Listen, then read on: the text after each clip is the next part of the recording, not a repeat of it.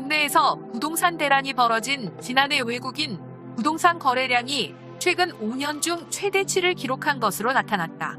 김성원 국민의힘 의원실이 국토교통부로부터 제출받아 16일 공개한 자료에 따르면 지난해 외국인 부동산 거래량은 26,836건 약 11조 2,409억 원으로 나타났다.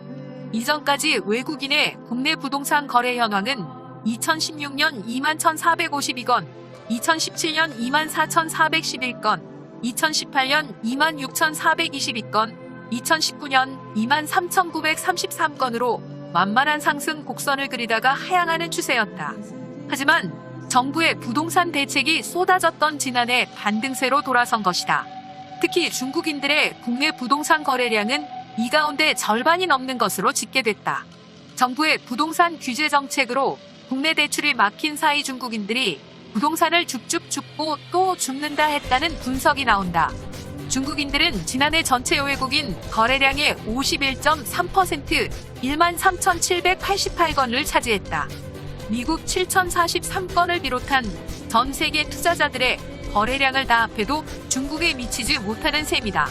중국인의 부동산 거래는 지난 정부인 2016년에는 7,694건이었지만 지난해 13,788건으로 4년 만에 79.2% 폭증했다. 수도권 부동산 거래도 중국인들이 1793건으로 가장 많았다. 이들은 서울에서도 서남권인 구로구, 금천구, 영등포구, 강서구에 집중적으로 투자했다. 전문가들은 정부의 부동산 대출 규제가 강화되면서 상대적으로 자금 조달이 자유로운 외국인의 투기 목적 부동산 거래가 늘어난 것으로 판단하고 있다.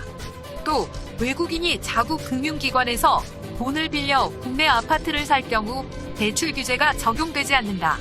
내국인과 달리 가족 파악이 어려워 다주택 규제도 어려운 측면이 있다. 실제 국세청 세무조사 대상에 오른 30대 중국인은 유학 목적으로 국내에 입국한 뒤 서울뿐만 아니라 전국의 아파트 8채를 사들여 고액의 월세를 받아왔지만 자금 출처가 불분명한 것으로 드러났다.